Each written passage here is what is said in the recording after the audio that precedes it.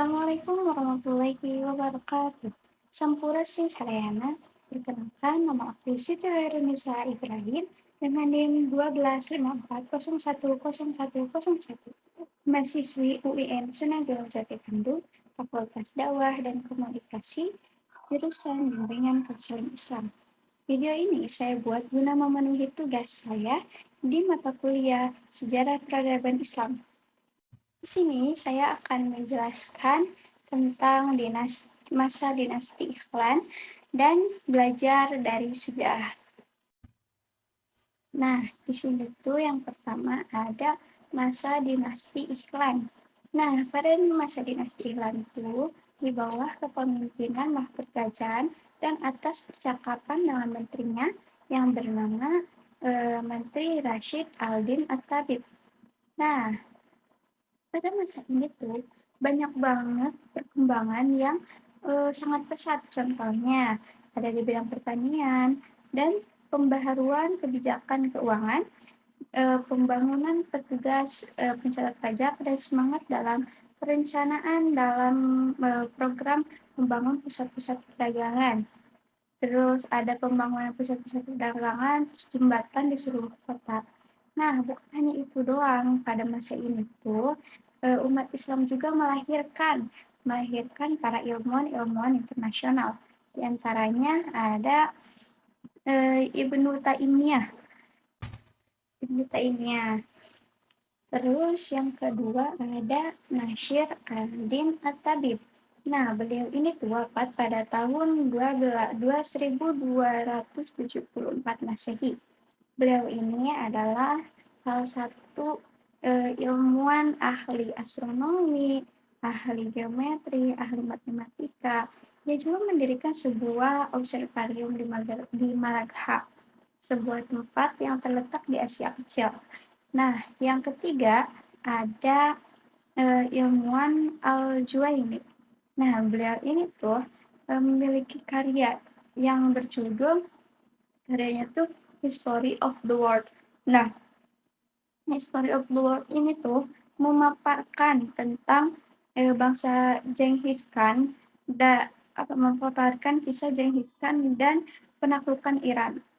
Terus yang terakhir ada Rashid Aldin Fazlullah. Beliau ini tuh salah satu ilmuwan ahli fisika dan menteri juga. Dia juga menulis karya yang berjudul Compendium of History. Compendium of History. Nah, yang mengintegrasikan bangsa Cina, terus bangsa India, bangsa Eropa, terus dan sejarah Mongol ke dalam perspektif kosmopolitan mengenai nasib umat manusia seperti itu. Terus yang kedua ada belajar dari sejarah. Nah, kalau belajar dari sejarah itu mencatat bagaimana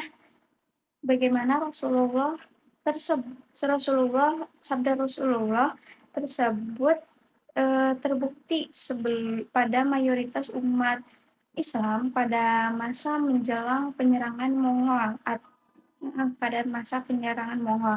Nah, Nabi Muhammad Syahid Al-Wakil tuh menerangkan tentang kenapa sih umat Islam tuh bisa kalah dengan penyerangan kaum Tartar. Nah, kaum Tartar. Beliau itu tuh beliau meneliti dan menerangkan bahwa salah satu dari kekalahan talak umat Islam itu tuh yang pertama ada per, per, per, perpecahan dan konflik internal. Nah, jadi umat Muslim itu melicinkan jalan bagi pasukan Tatar untuk menginvasi negeri-negeri Islam tanpa rintangan yang berat. Tuh. Terus yang keduanya ada hilangnya nyali kaum. Nah, perpecahan kaum muslimin itu tuh dan sebaliknya juga hilangnya kaum kaum muslimin ini tuh membuat nyali orang-orang Tartar tuh semakin kuat karena kaum muslimin itu tuh kan hilang kan sudah hilang nyalinya gitu. Terus ada fanatik mazhab dan adu domba yang terakhir.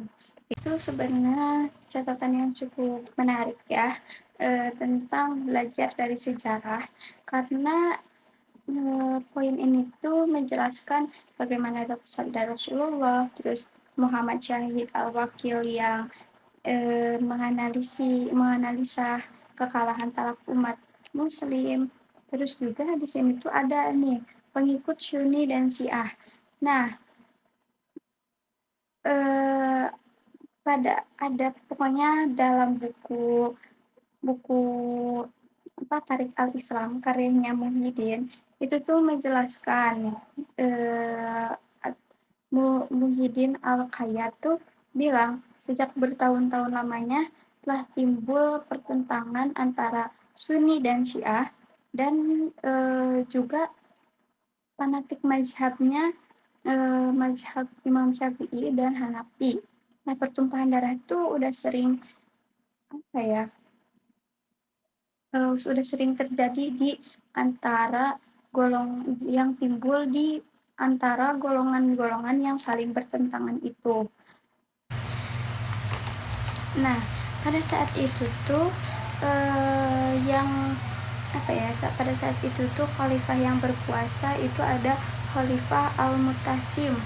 Nah, dan wazirnya itu ada Mawiyad Al-Din Al-Qami. Nah, terus penyebab lainnya yang tidak kalah penting untuk dijadikan pembelajaran juga yaitu pada saat itu tuh umat Islam tuh terlena dengan harta benda dan lemahnya jihad mereka karena takut mati. Nah, Ibnu Katsir dalam kitabnya menjelaskan bahwa Ibnu Taimiyah, seorang ilmuwan yang tadi di masa dinasti Ikhwan ini tuh beliau mati-matian dan terus berdakwah untuk memotivasi umat Islam gitu, untuk memotivasi mereka untuk berjihad pada waktu mereka pada masa itu tuh mereka tuh hobi minum-minum dan kuatnya pengaruh paham sufi dan taklid gitu.